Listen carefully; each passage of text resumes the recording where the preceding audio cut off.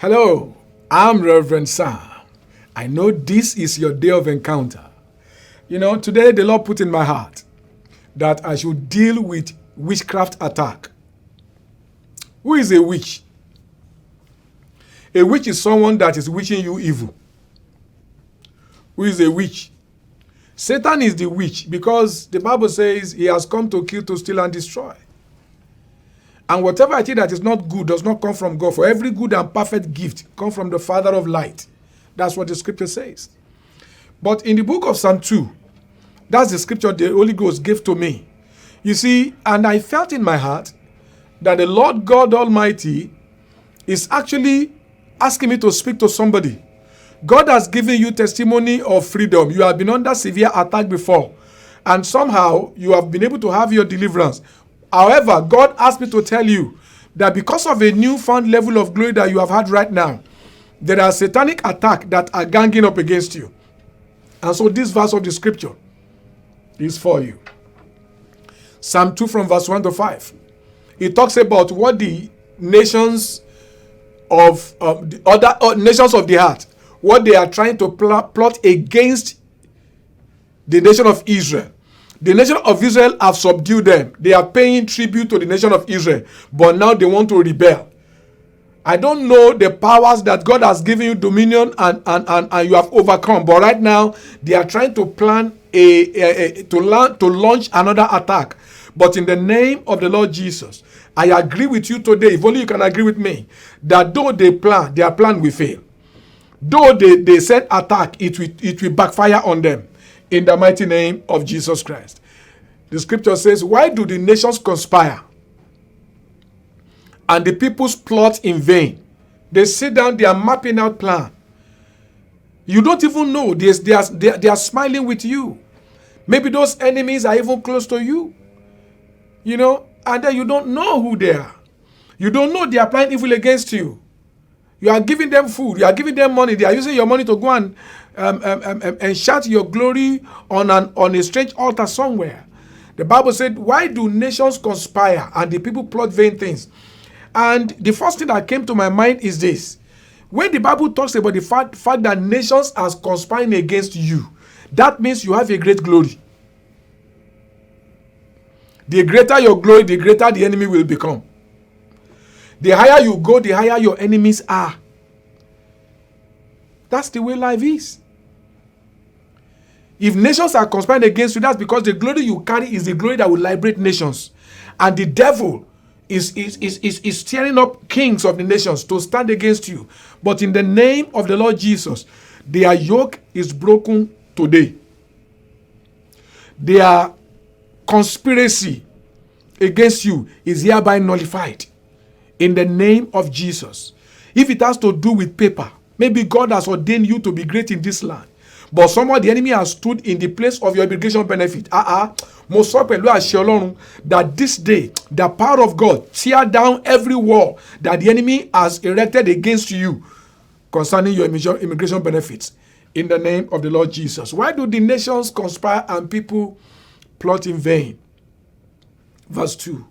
The kings of the earth, they rise up, and the rulers band themselves together against the Lord and against his anointed. Can you imagine that? When Saul was trying to fight the churches in the book of Acts, when Jesus appeared to him, Jesus said, Saul, Saul, why are you persecuting me? He said, who are you, Lord? He said, I'm Jesus. Now, but the truth is, Saul was persecuting the church. Maybe unknown to Saul. When he makes life miserable for the people of God, it was Christ he was making life miserable for. What your enemy don't know is that when they attack you in your dream, they are not just attacking you, they are attacking the Lord. And I'm glad to let you know that today, God asked me to tell you, he will fight for you. God will fight for you, you will hold your peace. God will fight for you, you will hold your peace. God will fight for you, you will hold your peace.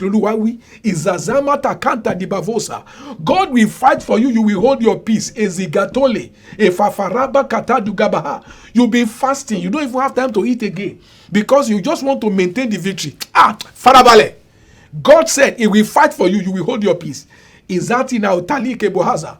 Mamaro bavora nagatandi gabolenekete sikaba. What I see is that God is going to silence your Pharaoh. You know, when God was going to silence Pharaoh for the people of Israel, he lured him into the Red Sea and he allowed us to cover him up. Batula ni atanda gabaha. As I speak today, as you hear me right now, the hand of God is upon you. And that same hand is against your enemy. The Bible said that God's hand was against Pharaoh and his charioteers. The Bible said their will begin to be hard. The thing that have been easy for your enemy, that make them to keep pushing, making life miserable for you, God will not begin to give them calamity and misery so that they will leave you alone. The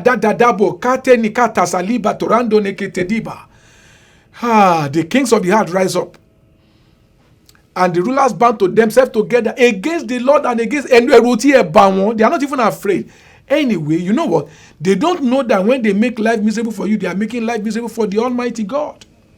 They fear God, but they don't know that God is your defense. But now they will know.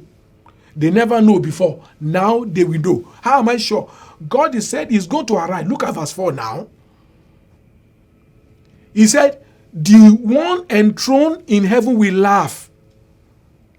The Lord will scoff at them. Verse 5. He will rebuke them in his anger and terrify them in his wrath. That's what God said. Itamaoza telekeba. Saying, what does he say? Intaduga bavosa. God wants to destroy your enemies. God wants to make sure that those who make life miserable for you, they begin to experience the misery they have caused you over the years. This is a Bible study, but this is the first scripture God gave me, and I'm simply a messenger. He put a word in my mouth for you, servants of God, women of God. God said, I should tell you that the enemy of your marriage, you will look for them and you will not find them again. Those women that are targeting your husband, they are making your marriage miserable. You will look for them. You will not find them again. Those who are fighting the peace of your home, you will look for them. You will not find them again. God said I should tell you that suddenly He will pruta, aska tediga bolantus anama. He will place a fresh love for you in the heart of your husband. He will place a fresh love, I don't know how God will do it, but God will bring a fresh love for you into the heart of your husband, and then your husband will also begin to enjoy peace that does not know any end. He will begin to enjoy peace like rivers of water in the name of Jesus. You know, God said in verse 5, He said, and He rebuked them in His anger and terrified them in His wrath, saying, look at what He said in verse 6, I have installed my king on Zion, my holy mountain. God is saying, listen, I have exalted my servant. You can't fight him and prevail. That's you God is talking about. God is speaking to the witches and the wizards in your village. Because there's no distance in the realm of the spirit. As I'm speaking right now, they are hearing me and they are shaking it. I can see them. They are shaking and they are afraid. They are saying, oh my God, why does he watch this man? Because they know that they cannot stand against my word anyway. Me, I'm sure of that one. They can't stand against my word. Because I carry the oil of God on my head. And I am anointed of God. And I stay in my calling. And so I know that the glory of God is upon my life. And anyone that I speak against is cursed. Your enemies are in trouble from this day in the name of Jesus. But you see, I want us to check Colossians chapter 2. Because I want to give you an explanation, servants of God, people of God. I want to give you an explanation of why you should stop being afraid of those powers. Stop being afraid of them. I know they exist. I know you see them in your dreams. But you know what? God has given you victory over them already. How am I sure? That's part of what Jesus has done for you. And that's why I want us to check what Jesus has done. So that you can know that if you have accepted Jesus into your life, that means you have accepted this that Jesus has done on your behalf. Because when Christ was on the cross, He was there representing you. The Bible says, He that knew no sin became sin, so that you that is a sinner, you can become the righteousness of God through Christ Jesus. He took your place. The Bible says, curse is any man that hang on the tree. He took your place in the curse. So if you say, man of God, there are a lot of curses that are fighting my destiny. I know. That's why Jesus came to take your place. He took the curse from you. He took the curse. But man of God, I'm still seeing the curse working. It's because you don't know how to look. When you look well, you will see that your enemy has no power over your destiny. Let me show you what Christ has done for you. And if only you can believe, then you begin to receive. Don't be like Thomas. I won't believe until I see. No. Believe what God has written. Trust him to bring it to pass in your life. It will not take long for these scriptures to begin to be unveiled in your everyday life. In Colossians chapter 2, the Bible is talking about what Jesus did. The Bible says, it says, having cancelled the charges of our legal indebtedness. I don't like the way this NIV puts it. Let me check.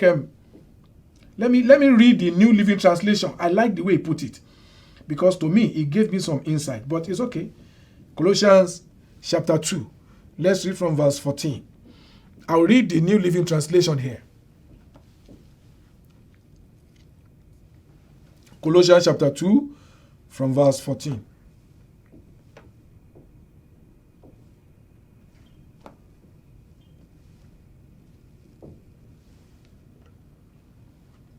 Hallelujah. When the Holy Spirit was trying to describe what happened on that cross, because you see, when we gave our life to Christ, when many of us give our life to Christ, you did not really understand what you received. But it's okay. That's why you have the ministry of teachers like me, so that we can take time to explain to you what happened behind the scene when you don't know. It's not only what you see. A lot of things happen behind the scene, so that you can see what you see. Like you are watching me right now, you don't know the thing that is going on behind the scene. You only see perfection, but a lot of work is taking place right now as I'm talking, so that you can see me properly on the air and get to have good audio and good visual. In the same way, there are a lot of things that Jesus did behind the scene, so that you can enjoy redemption, so that you and I can enjoy salvation. This is part of what he has done. Let me read it for you from verse 14. The Bible says, he cancelled the record of the charges against us. I know this was I haven't cancelled the charges of our legal indebtedness, but that one looked too conk. The Bible says he cancelled the record of charges against us. Do you know what it means to have charges against you? Police just stop you and they said, let me have your driver's license and registration, and then you give them insurance, and unfortunately your insurance is due. I remember one time my insurance is overdue. My driver's license is expired. So you discover that at that point, they have charges, legal charges against me. Under the law of the United States, I was guilty. And there's nothing I could do. I can't run. I don't have paper. They can deport me. But you see, those are legal charges. Because of things I refused to do. There was no money. So I didn't pay insurance for 3 months. Even though at the end of the day, I went to court. And they said to me, this is what you are going to pay. What they asked me to pay is more than 6 months insurance. And they said, your driver's license, we understand. They waived that one. But they said, they call it proof of responsibility. The amount they asked me to pay is more than what I would have paid in 6 months. Because they had legal charges against me. So I had to pay. Now, the enemy of your father's house, they may have legal charges against you because of what your great-grandparent did. Maybe they went to the coven of the occult and they make a particular covenant with them, saying that every first daughter that is born in our lineage, their first child belongs to you, this deity. They can say, you know what? Every first boy that is born, we dedicate it to this particular idol. And from that great-great-grandfather, it has been like that. All from second born to the last born, they will prosper. But you see that first one, he will struggle, oh, because the destiny has been given to the devil legally. And the unfortunate thing is that even after you give your life to Christ, if you still don't understand what I'm talking about now, the devil will still be cheating you. The devil will still be acting against your life as if he still have control, simply because you do not know he doesn't have control. And that's why I am showing you this. You know, when I said overcoming witchcraft attack, it's not just witchcraft. It's overcoming satanic attack. Because the Bible says that shall the prey of the terrible be delivered? Shall the captive of the mighty be set free? And the answer is no. In the school of warfare, when two kings are fighting, when one king now killed another king, all the soldiers that follow that one that is killed becomes automatic legal captive of the king that killed the other one. So God is saying, those legal captives, can anybody deliver them? No. No.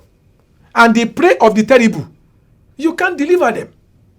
But God said, I, the Lord, I will deliver the captive of the mighty. How will he do it? That's what I'm explaining. The Bible says, he cancelled all those charges against us. Yes, you belong to that lineage where that bloodline is. Yes, you belong to that family. Yes, maybe your father has done money ritual and you have been trained with that money ritual. And according to the agreement, anyone that partake of that money will never succeed in life, no matter how potentially great they are. And you are already there, but now you are born again. The Bible says he cancelled the charges. So the things that the devil has against you, Jesus came to cancel it on the cross. The Bible says he cancelled the charges against us. What did he do? And took it away by nailing it to the cross. So that it does not remain a problem for you any longer.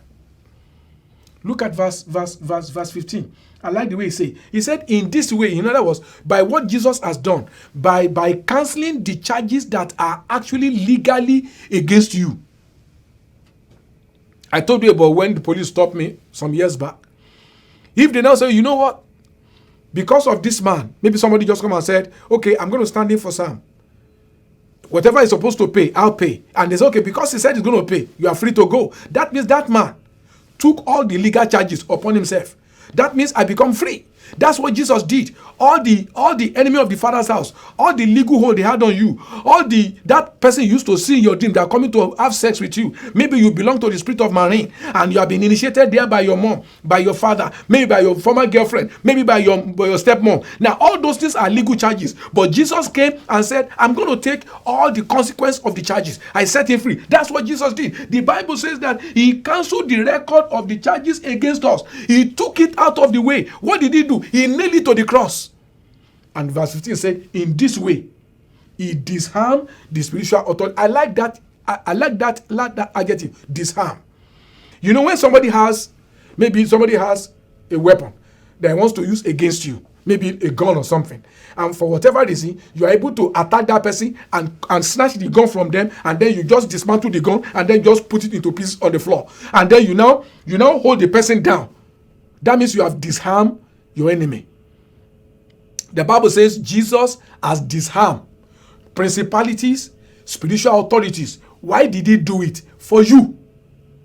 He doesn't want to keep battling against the demonic powers all your life. So what he did is that he disarmed them. It's like maybe somebody has a spiritual power that make them to feel so strong and they terrorize everybody. But there's a clause. They said that there's a particular calabash somewhere in the house, and a woman who is menstruating must not see it.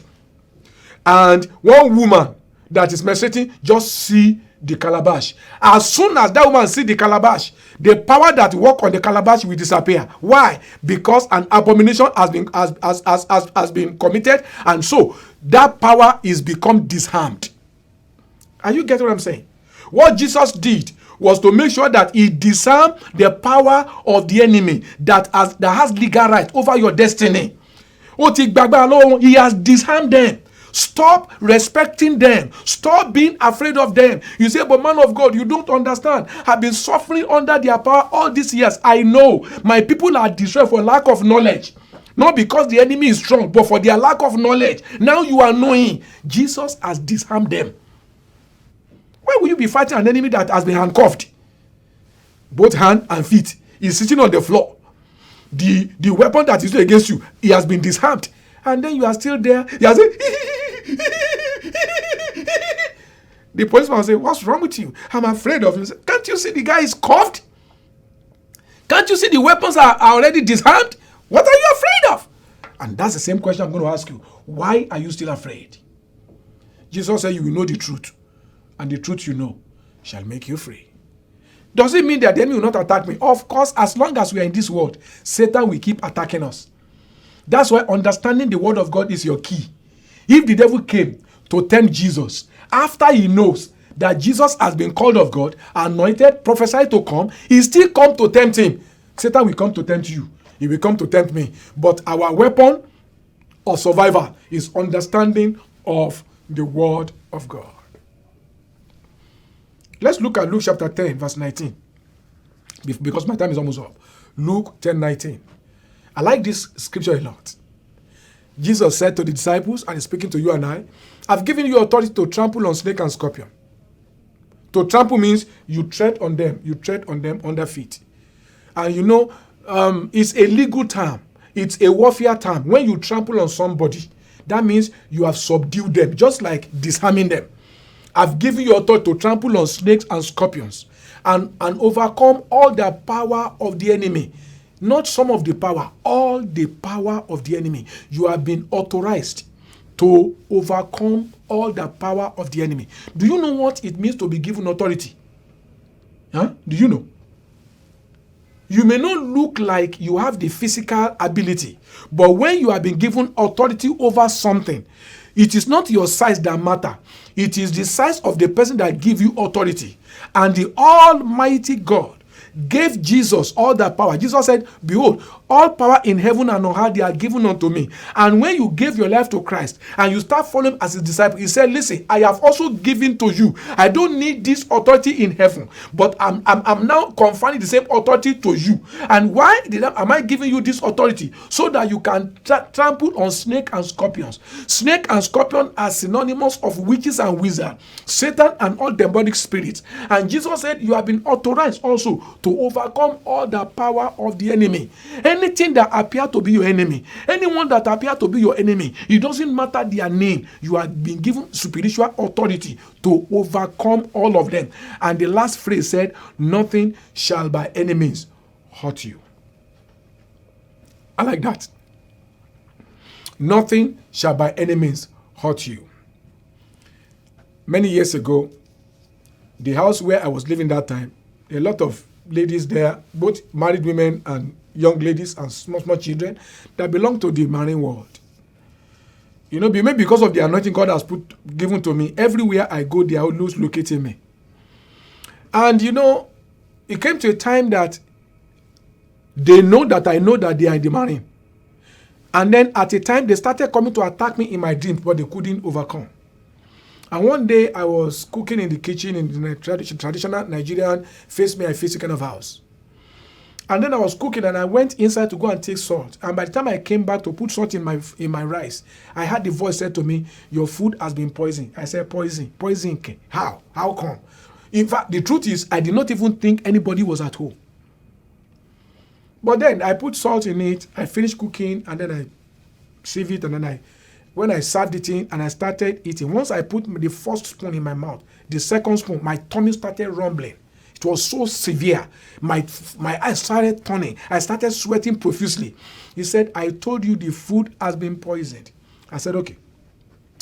I said, but your word said that in the name of Jesus, even if I drink any deadly thing, it shall not hurt me. So I put my hand in my tummy, and I command that all the power of poison that is inside that food, I command it to disappear. I command that poison to be destroyed in the name of Jesus. The Bible said that if I eat any deadly thing, it shall not hurt me. And I believe the word of God. And so therefore I command every power of hurt be destroyed in this food and in my body in the name of Jesus. And in about 2 minutes, everything went normal. And the next thing people always ask is, so what do you do with the food? I continue eating it. There's no more harm in the food now. Somebody said, why don't you throw it away? I'll waste my food. Come on. But I'm just doing that because I understand what the scripture says. Jesus has disarmed the authorities. He has disarmed the enemy. Sincerely, when you see them in your dream, they appear as if they have power. It's a lie. It's a camouflage. They know that Jesus has delivered them into your hand. But they seriously does not like somebody like me to connect with you. You know why? Because they know that I am anointed to open your eyes to see their flaws, to see their true position, which is under your feet. They don't like it. And I don't care. In fact, I'm glad I'm actually showing you the way right now. But you see, the unfortunate thing is that many believers will not believe me. Many believers, they prefer to believe all the prophets that will make them afraid. They'll be telling them and be narrating to them all the evil that the enemy has done in the time past. And then they'll be telling them all the power that the enemy has. Many people seem to like those kind of fake prophets. I call them fake prophets because we are given the assignment to preach the good news. So if you are preaching a news that is making people to be afraid and they are not having faith in God, then you are a fake prophet. But I choose not to be a fake prophet. That's why I'm bringing to you the word of life. And I pray for you today that in the name of the Lord Jesus, the hand of the living God will locate you wherever you are. In that pit, in that downcast position, oh yeah, by the authority of the Lord Jesus, be lifted up. Mazuta nika sanda. Somebody is watching me. You are so downcast. You are so discouraged. I rebuke the spirit of discouragement. In the name of Jesus, I release grace upon you right now. Grace to dust yourself up and rise up as a mighty soldier who you are. In the name of Jesus. Every device of the enemy that Satan has been using to make you feel, to make you see yourself less than who you are, to make you feel that the enemy is above you. All those deceptions, I curse it from the root. And I command that delusion will disappear in the name of Jesus. It's a new day for you. It's a new day for you. You can contact me, by worshiping in our church every Sunday by 10 a.m. The address of our church is Grace Ministries International, 11214, Plainfield Street by West Belfort, Suite D, Houston, Texas, 77031. If you want to ask questions, you want prayer and counseling, you can call the number 872-731-7263. And if you are looking for a church where you'll be enjoying God in his manifold glory, worship with us on Sundays and you will never regret ever coming. Until I come again next time, don't you ever forget that no matter what you have gone through in life, now that you're a child of God, one thing is very sure: you are wonderful because Jesus is real. I'm hearing in my heart, somebody you are watching, God wants you to begin to support this TV station. Just call them. Whatever you can be supporting with, $20, $30, $100, more than that, just do it. And you will see the wonders of God. I'll see you next time. Bye-bye. Wow.